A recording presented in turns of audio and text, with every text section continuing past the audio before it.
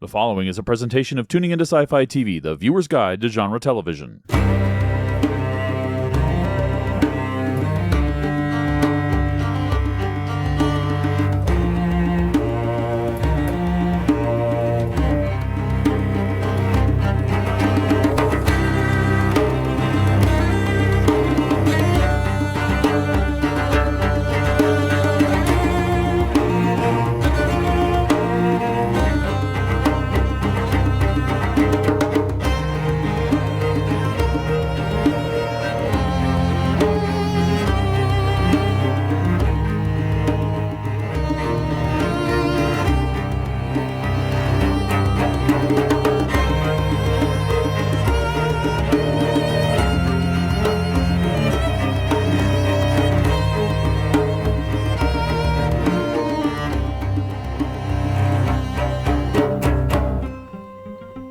Previously on the podcast.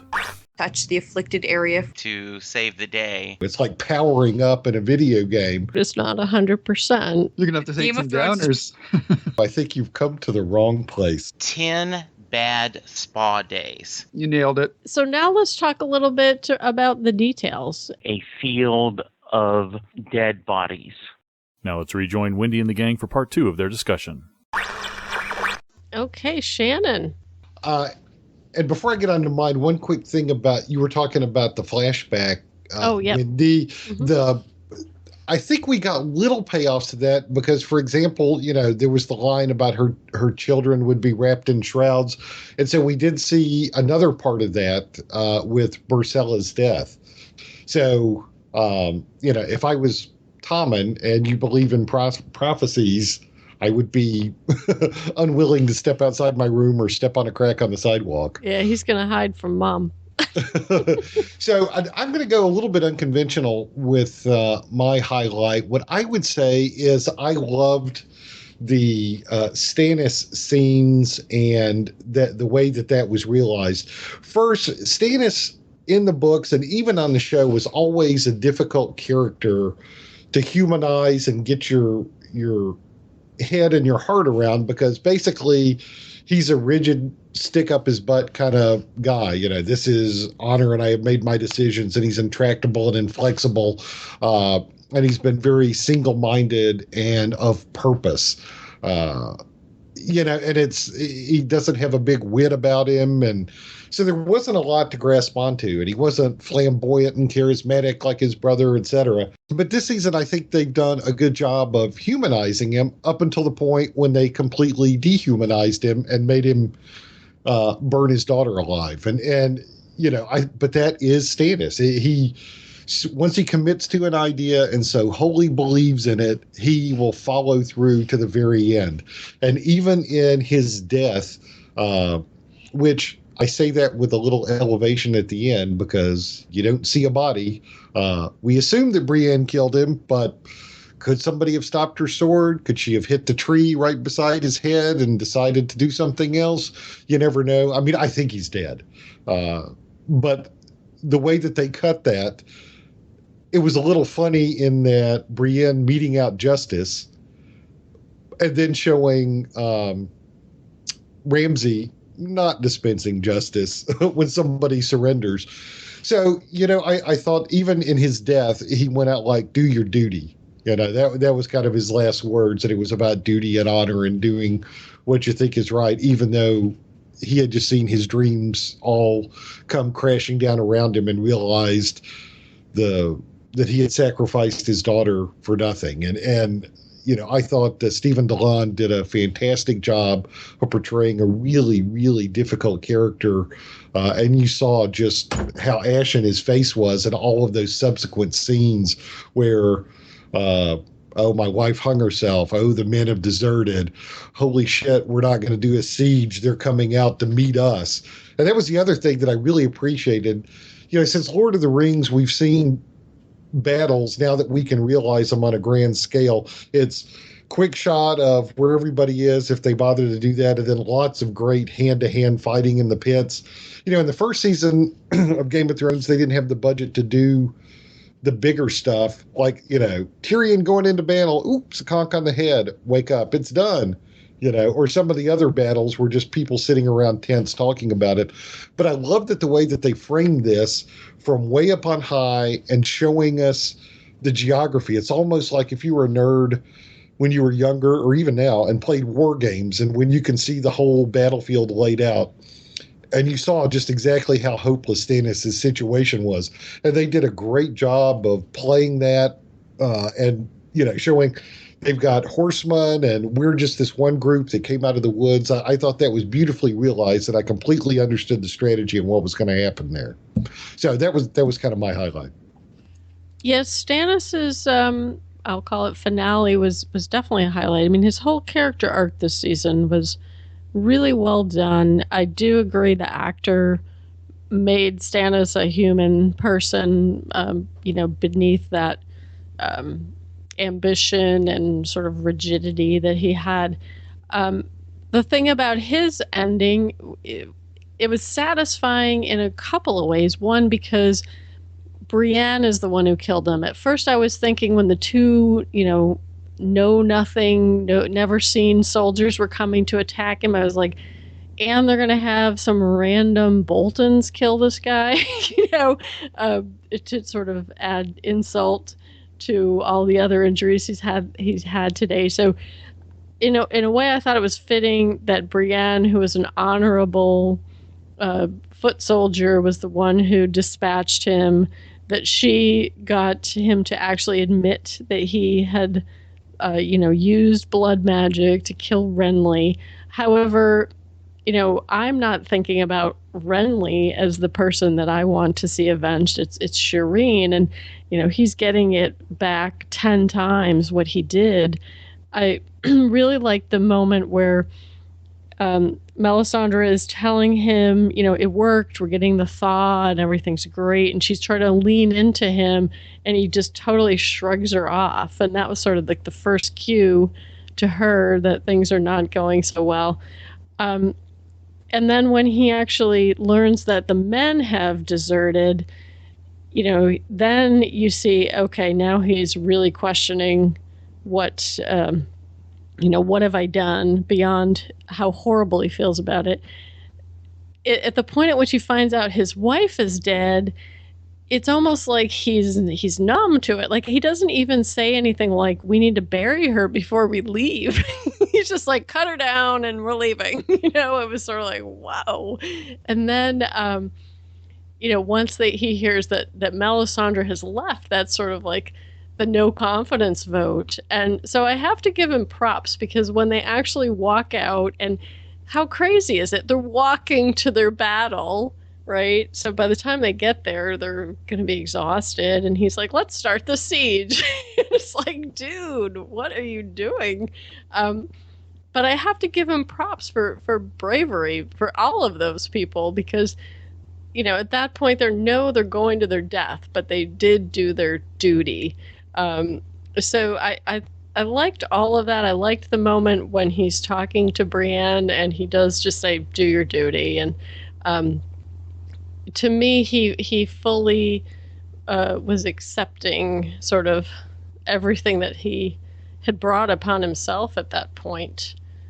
So I liked that a lot. The one thing that was very hard for me to take in this whole thing was, of course, I'm thinking about Davos, who had told him, just wait.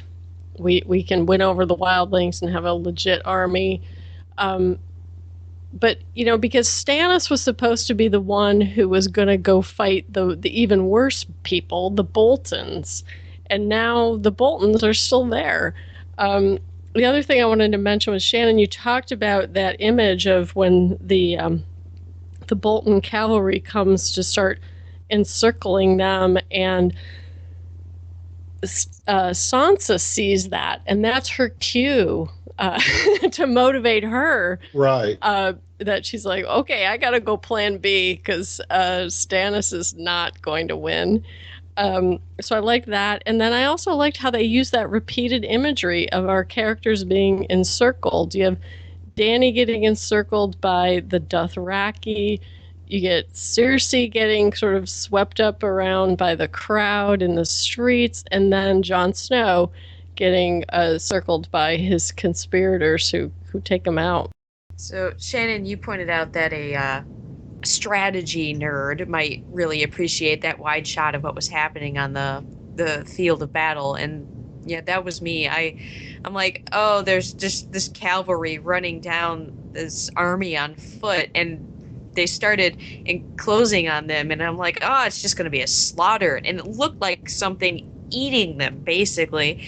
I mean, and the wide shot actually showed quite a few men in Stannis's army fleeing, because as the cavalry was closing in, you had the front lines kind of taking formation, but the back was kind of spreading out and running in the opposite direction. I can't imagine that they were archers taking up position, because great observation, great detail there. Yeah, they certainly weren't getting any sort of formation in the back lines.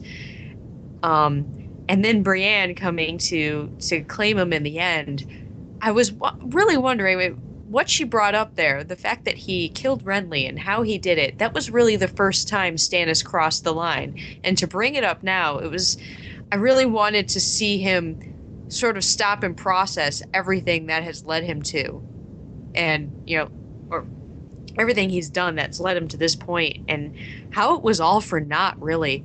I mean, was any of it really worth it? He sacrificed his daughter, his wife committed suicide, he lost his entire army, and it all started with something he probably shouldn't have done, and that was to kill his little brother with blood magic. And this is what it got you. I mean, I kind of wanted him to apologize at that moment, but knowing who Stannis is, he took it the way he normally would have took it, and just like, go on, do your duty, because that's always what he's been about, doing his duty, and by any means necessary. Y'all keep saying duty. Ha ha ha ha. No, I'm sorry. This was on my list of things that they did well.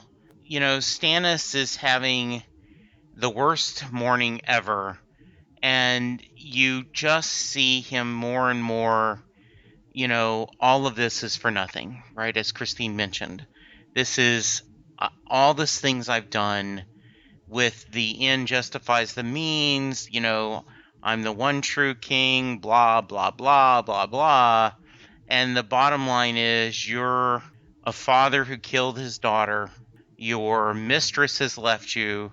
Your wife has hung herself, and you are left with nothing. And I really did think that this worthless, that someone just randomly was going to kill him. We'll talk about this a little bit more when we talk about things that didn't work for us, because the Brienne thing was I'm a little bit unhappy with, but that was a satisfying ending, to this character. Yeah, I like it. The sequence, I thought, I agree, the actor did a great job with a pretty dry character. I didn't understand, though, why he didn't go after Melisandre. It wasn't like he was on the clock that he had to attack right away. The weather's not going to change that quickly. How far could she have gotten? I know that would have been my first thought. You're not getting away. You're going to stand here and face the music with me. So I thought that was a weird moment from him, especially since she's the one that turned him into the path that he's gone down to. So that's probably the moment in the episode where I'm going like, huh, what? Why aren't you going after her? But the rest of the stuff was great.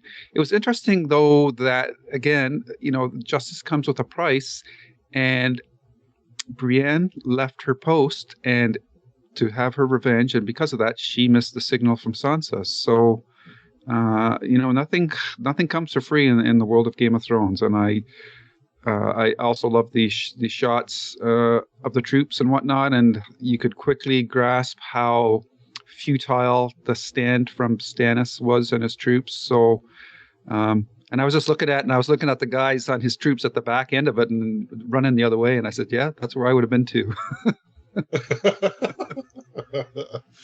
GTFO. I did like, it was almost comic, the guys because they did it 3 times, they say a good joke is repeated thrice, but when somebody has to come up and give Stannis bad news, like You know, Yep. the half the troops have deserted. Oh, your wife hung herself. Oh, the lady, Melisandre's taken off on a horse. It's like, good God, what now? Yeah, your dog died. It can't be worse than mutiny. Well, it can. Yeah, I mean, that's the thing that kept happening over and over in this episode, right? We got the consequences. People got consequences, and they were almost satisfying, but they set up more bad consequences for whoever. Lou just mentioned Brienne, and failed again on that Caitlin Snow mission, though. Brienne, she seems to continue to be a victim of bad timing on that. I do agree that Stannis was ready to die at that point. I agree he's dead too. I know they didn't show the kill shot, but I think at this point he was ready to just die. Yeah, I mean, he'd gone too far with killing her, right? I mean, how could anybody be surprised that all these people who were sellswords deserted? They're like, this guy is so over the edge. He killed his own daughter to win a battle or to even start fighting a battle. That's crazy town. So I'm going to go to my highlight, and I'm torn because there's two of them, so I'm sure we'll get to both. But first, I do want to talk about Jon Snow's murder. And I have to give the show props for the Previouslys, because they completely set me up with that whole Uncle Benjen thing. So that when... Oh, you bought that? No, I that totally... was such trolling. When they showed the Uncle Benjen stuff, it did not immediately occur to me until he ran out the door. And then I was like, oh my God, they're luring you into a trap. But I thought it was really well done how they showed Jon Snow becoming more and more and more isolated.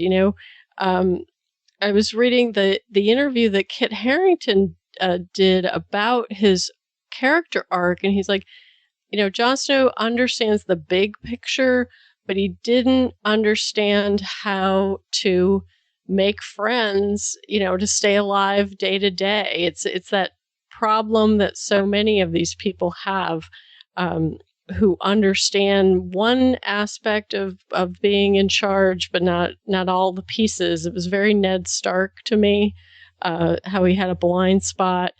And he was so isolated. As soon as he let Sam leave, I was like, well, that's a mistake. And he didn't even have a Ghost around. So they did a great job of setting up his isolation. I thought that was all really well done. When he was sitting in the Lord Commander's office and he's reading all the scrolls, and I was assuming that these were ravens talking about what had happened to Stannis, probably. So he's just reading bad news after bad news. And it happened so fast when they started to stab him that it was heartbreaking to see this happen. And there's been tons of speculation online about if he's really dead or not, and because George Martin's made comments about a year ago about, well, we know how dead people really are in the books. And the showrunners, though, have said they're going to deviate from the books, and my assumption is he's dead. Although in the heat of the finale, I was assuming that Melisandre is going to pull the flaming sword Thoros of Myr resurrection on him like he did to Beric Dondarrion. But I'm less confident in that now. That might happen in the books, but I don't know that that's going to happen in the show. But it makes perfect sense for Game of Thrones, because all along my brain has been setting him up as, well, it's going to be the person from the north and the person from the south. It's going to be Dany and Jon. They're going to somehow have an alliance. That's how this is going to work. And of course, that is thinking too much like this is Lord of the Rings. It's like, I think he's really dead, which is heartbreaking. I'm so sad. It was really well played. It was just brutal to see this kid be one of the people who doesn't understand what Jon was trying to achieve. And, Jon Snow didn't understand who the people that he was leading really were and how to, bring them over to his way of thinking or not. So I'm so sad at how that part of the story went. I think if people go back and read that interview with Kit Harington, mostly he took him aside, gave him the Tony Soprano walk, and said, "You're going to be dead. Jon is dead. You're not coming back." And I think, George R.R. Martin saying, how death is in the books, and I'm like, well, I haven't gotten through all of the books. I'm only halfway through the third book, and as far as I can tell, there's only one person who's been coming back from death, and that's Beric Dondarrion, and that has to be done right away. So, sure, maybe there is a possibility with Melisandre there to do something, but I don't think it's going to happen. I mean, Kit Harington was quite clear on that fact. And honestly, I don't want it to happen.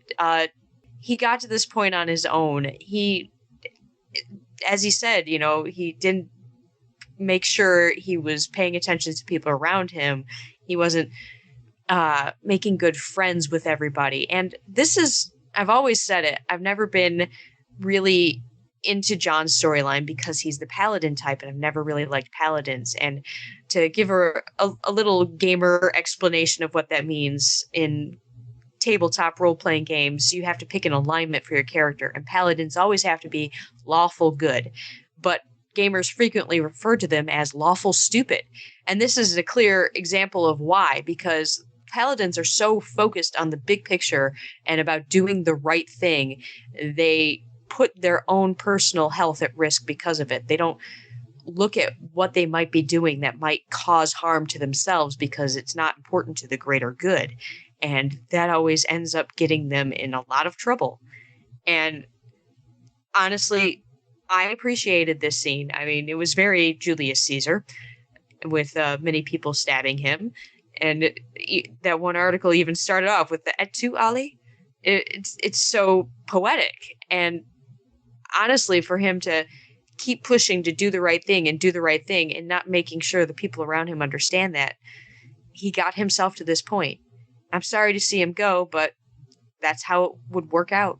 He may not be Ned Stark's son, but he certainly took after his father figure, where, history repeating itself. And I did know, I actually said that out loud when Sam was going. I said, and now Jon is all alone, and this is not good.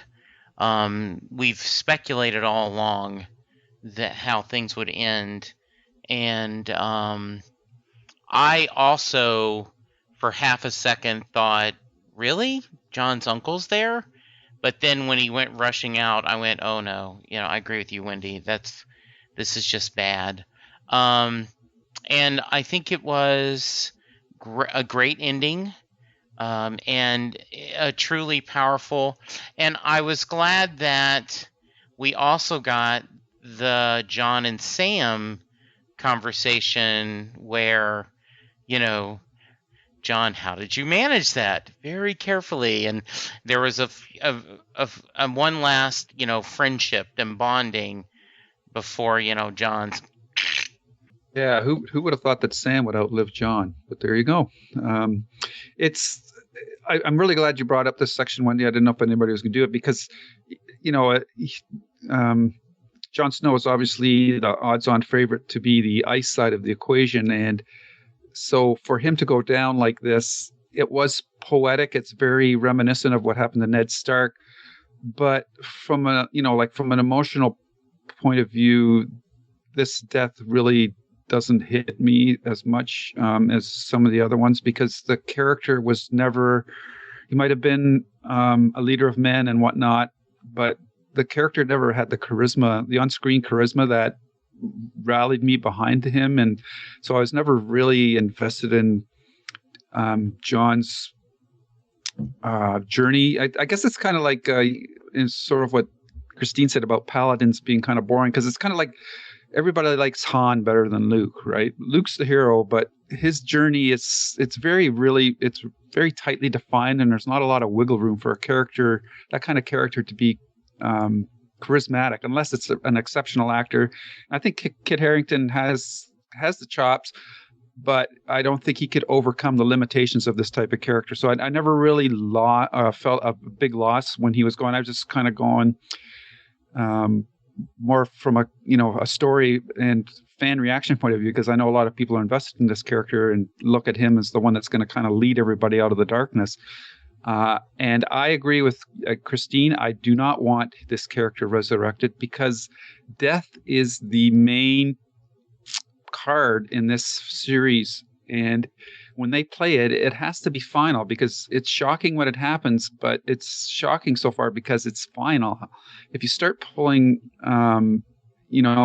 rabbits out of the hat, then it's really going to drain a lot of the power of the story. So I think it would be a big mistake. I don't know what George R.R. Martin's going to write in his next book, but I think it would be a big mistake to resurrect John. And if they do, won't he be some kind of a zombie? Like I don't see anybody wanting to follow the Zombie King, at least on the Westeros side of the wall. And the other thing that I liked quite a bit in here, and I swear that they hired the actor that played Ollie just for that last final scene where his face, it's like his mouth almost disappeared. It reminds me a lot of that picture by Edward Munch called The Scream, if you know what I'm talking about, because he looked like he was screaming, even though he wasn't, but his mouth just basically disappears and he looks exactly, he just reminded me of that drawing. So I thought that was, once he said that there's, they found his uncle, and right after Sam had left, I go, oh, okay, here we go. This is not good. I wasn't sure if it was going to be poison. Me and Wendy were trading tweets about that, but I think the way they played it out here thematically works better because it is a real Caesar moment. So, history repeats itself. It happened to his father in a certain way. Its circumstances are slightly different, but he basically, along with Rob, went the same arc, and it ended up costing him his life. Well, welcome to the last 4 years of what the book readers have been going through and debating. I read that online today. It's been 4 years since the end of that, with that shot that you had so vividly in your head. Yeah, exactly. So, that was the end of Dance with Dragons, the last novel. And so people have been debating this endlessly. And so, my take on it, I think he's dead, but I think he comes back. And I know that the producers and I have said they're deviating from the books. And I know that Kit Harington is playing the company line and saying all the right things. But I also remember like the end of Buffy the Vampire Slayer, and everybody, spoilers for Buffy and Angel from 15 years ago or whatever, but when Spike died down in that cave at the end of Buffy, everybody's like, well, he gave his life, he got incinerated, that's the end of the character. And everybody wanted it to be that and have his surprise as a cast regular on Angel be a surprise. But right after that, the CW or the WB, I can't remember which one, like a day later ran a promo showing Spike on Angel. It's like, so this is going to get out at some point. I think what they're trying to do is just make the shock last as long as it can for the audience, have lots of discussion about it, keep it in the news. But at some point, Kit Harington's going to show up, whether it's when they start filming in a month or two or a little bit later than that, or they put the resolution to this storyline further into season 6, because there's just too much there that has been played up for him not to be. I mean, it would be a ballsy way to subvert the regular trope of this guy being the hero, and B, all the lore and breadcrumbs that have been laid for it to happen. But, if you're not going to bring him back through some kind of methodology, why did they make a point of having the character of Thoros of Myr and Beric Dondarrion and show that people can be raised from the dead by roller the Lord, the God of Light, that Melisandre follows. Why have Melisandre wind up back at Castle Black if that wasn't going to be a possibility? And then another thing, there was a character that was resurrected from the dead in the novels that has not appeared on the show yet. And I think now one of the reasons why they did not bring that character back was because they've laid the groundwork for a character coming back from the dead with Thoros and Beric. But if they did it once in between now and when Jon Snow comes back, it would diminish it, and people like, oh, it's another resurrection. So I think they're saving it for the one character who really matters. And there wouldn't be we've talked about this theory on the podcast before, the R plus L equals J, the secret of Jon Snow's true parentage. I don't understand why there would be a veritable cottage industry, both on the show and in the books, about this secret and what it really means. And is he a Stark and a Targaryen? Is he fire and ice? If there wasn't some grander plan in place for it. I just think there's too much built into the story for them just to snuff that out, even as surprising and ballsy as it would be. So I think it was well shot. I think it was well acted. I like Jon Snow. I like Kit Harington. But I don't believe for a second that he's dead. Ooh. Interesting. I was expecting you to go the other way, Shannon. See, I know exactly what you guys know now, except for a few other pieces of lore with that one missing character. But I think they're putting up a really good front, and I don't think he's dead. And somebody will see him in Ireland or something in a couple of months, and we'll go, ah.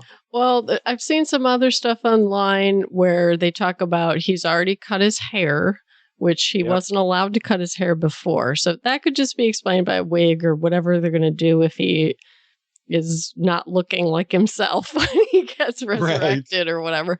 But the one thing that I was reading online was a couple episodes back, Sam's comment to Ollie where he says, Jon Snow always returns.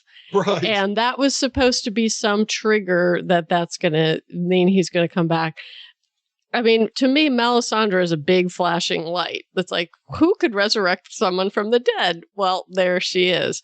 And powered up, as I talked about earlier. And that was the other speculation was, okay, so Shireen's death, wasn't to pay back for Stannis. Shireen's death was actually to give the power for someone else to get life. It was similar to the whole House of Black and White thing where, you have to pay for the death with a life, and maybe Shireen was the sacrifice for Jon. I do agree that they've built up so much weight around the importance of him as a character. Plus we just saw that he has Long Claw, which is one of the only Valyrian steel swords around, and he was clearly on the radar of the Night's King during the battle. So it would be it'd be a very cool twist if they do keep him dead, though, because that's definitely not the typical path. It would be, well, somehow we're going to bring this guy back. So and there's also just one quick quote that's in the books. I can't remember if Melisandre said it on the show, but it's like she said, I looked into the flames and I pray for a glimpse of Azor Ahai, and Roller only shows me snow. And at the time when you read that or see it, I can't remember, you're thinking like the prophecy is cloudy and it's the snow when winter is coming and all that. But a lot of people have said that also means Jon Snow, and like he is the prince that was promised, and Azor Ahai reborn. So I mean, there's so much groundwork laid for this. It would be unexpected not to play that card, but I think there's just too much built into it not to.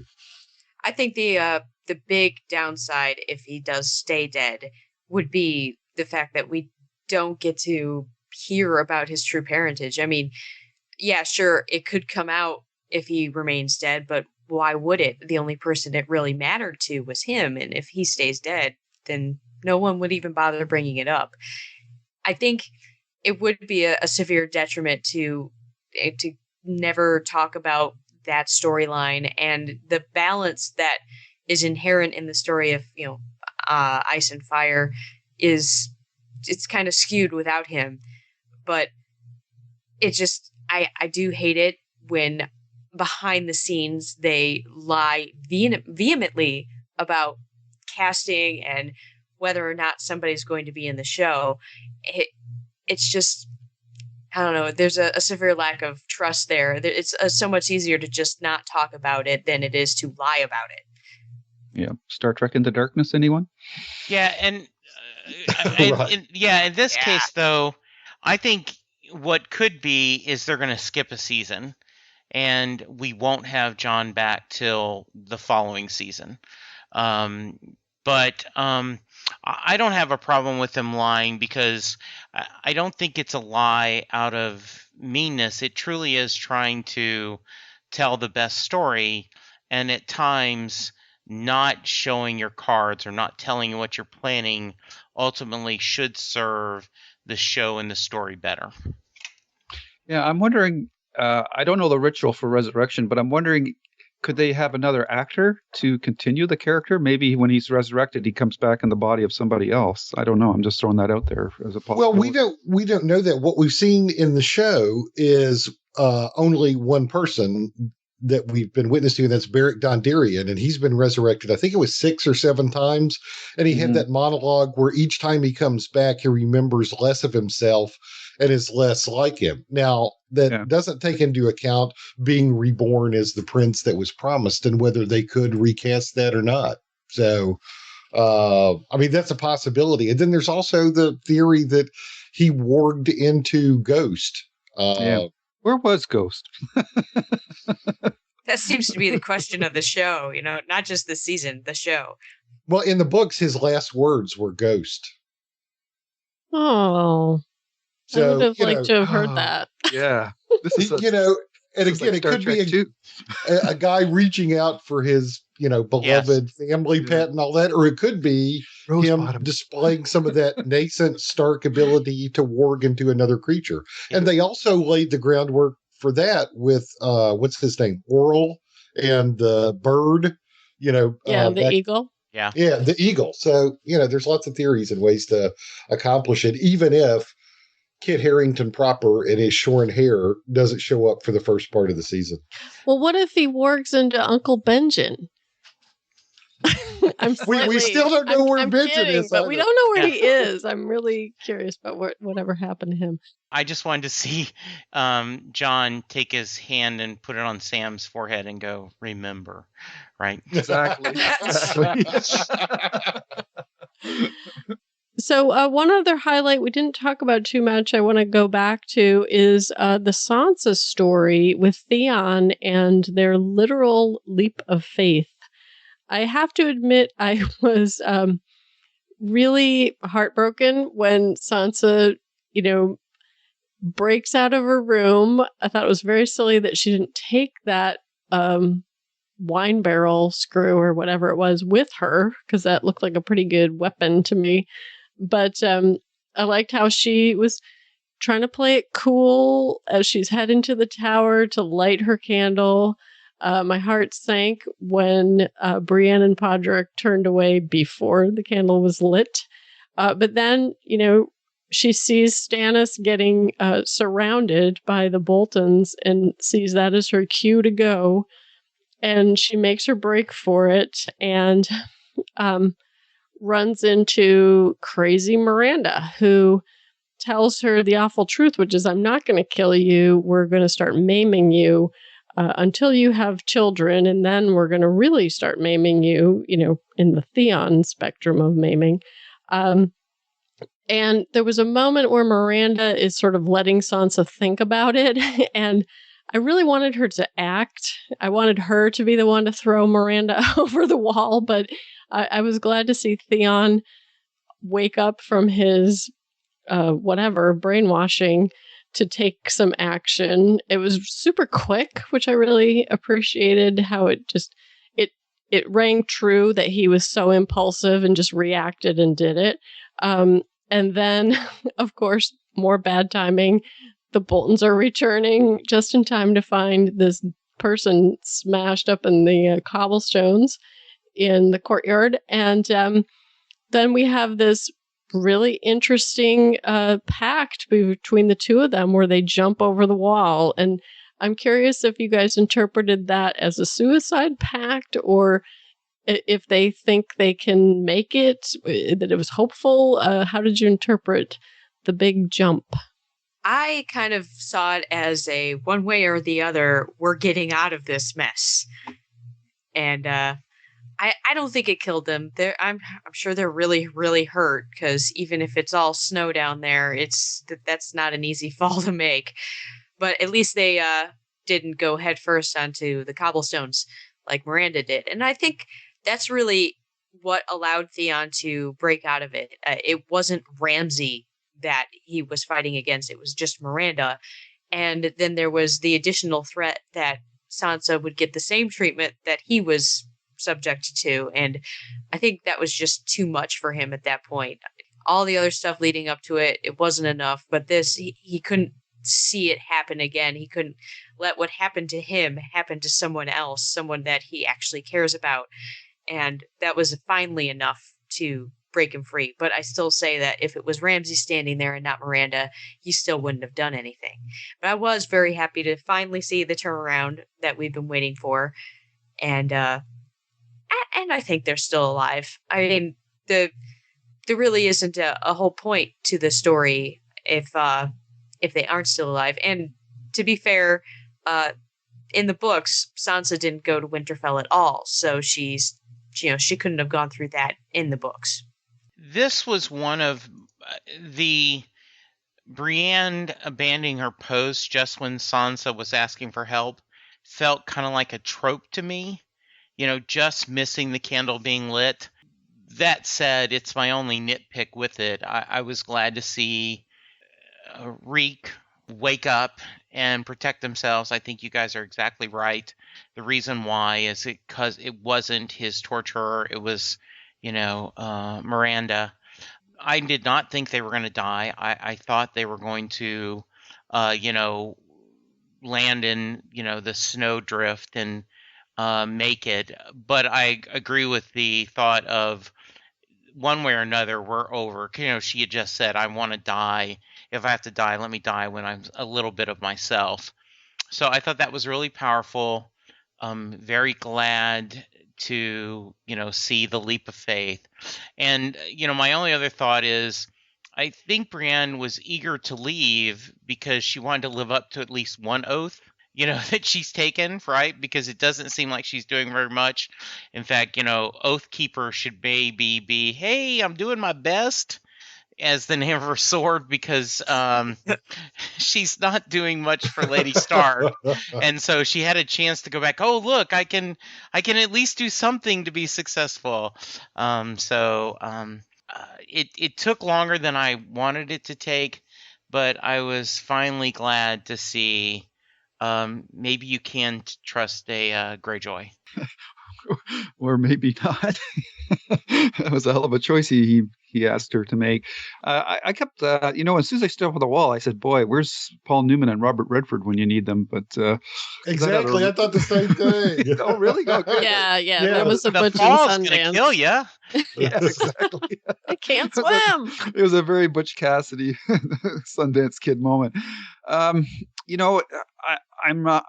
I'm ambivalent. I'm unsure how to read that because they really point you to a direction that the characters probably died, because even like the shot down to the ground, like there's just no way you can survive that because I don't think there was enough snow there to cushion them. But on the other hand, thematically, even though I like what Christine said about Sansa bringing up the fact that she doesn't want to lose little pieces of herself, she'd rather end her life being herself than be turned into what Reek was. And I can understand Reek. That's probably the one thing that would pull him out of his stupor to make him take action. So I thought within this episode that was well played. But if I look at the arc for Reek and Sansa over the season, it's unsatisfying for me if their story stops at this point. So I hope they're not dead. They're going to have to come up with a hell of an explanation as to why they're not, because I don't think there was enough snow on the ground there.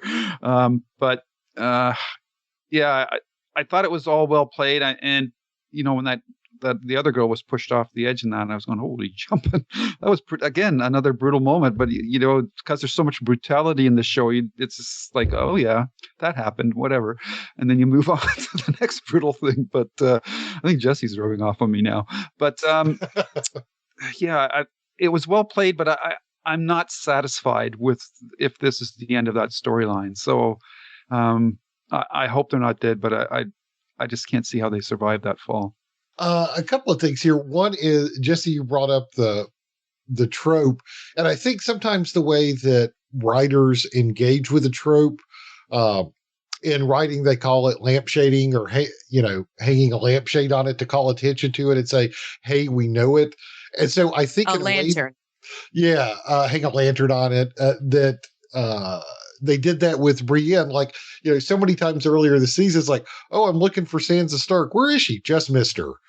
Or they're sitting there having that dinner, and in the background you see her and Baelish going along the road, and they're kind of oblivious to it. So I think they had a little fun of all the times to not, to leave looking at that one window, the time when she actually gets out to put the candle there is the time when Stannis shows up. So I didn't mind the trope as much, because I kind of smiled when that happened. And it gave us that good Brienne and Brienne and Stannis scene, and it allowed Sansa and Theon to take a little responsibility for their escape. And so, it was really giving both of them agency in a situation, because Sansa pilfered the tool, used it to get out of her room, walked in that precarious walk all the way across Winterfell to get to the tower. It was kind of dumb not to take that with her, that corkscrew thing, because she could have used that as a weapon. But then when she's confronted with Miranda, she did show some backbone and said, look, I don't want to lose any more of myself. She stood up to her and almost, like Stannis did, prepared herself for whatever fate was about to be doled out, but she was going to go down on her terms. And then Theon had a moment of breaking free. And I agree with you when you said that if it was Ramsay, he probably wouldn't. So that was fortuitous. And I think they intentionally contrasted showing down that was stone flooring of Winterfell versus the quick shot that we got of where they were jumping from to show that it was all snow. It's improbable, but there were ski jumpers who, going much faster, have fallen, and wiped out on hard-packed snow and survived. And this is supposedly a lot of snow that is even softer because of the thawing that allowed Stannis's troops to march. Is it likely? Would I do it? Absolutely not. But I think they're both going to be definitely alive. If, maybe a sprained ankle or something like that. That's my take on it. You mentioned the comparison to Miranda's fall just before, but I also point out that it happened right by that broken tower where in season 1, episode 1, Bran fell and he landed on his back on hard ground. He's still alive. And yeah, I think they have a good and I believe the tower is much higher than the wall. So I think they have a better chance than people might give them credit for. That's a good point. Well, I'm thinking that Sansa landed on Theon and Theon broke his leg or something. I think that you have a good point, Shannon, about if you're on a very steep face, they could fall a long way and just kind of bounce along and sort of break the momentum. So I would be similar to Lou. This can't really be the end of their story because they did just take their first break towards freedom of their own. And hopefully they'll run into Brienne.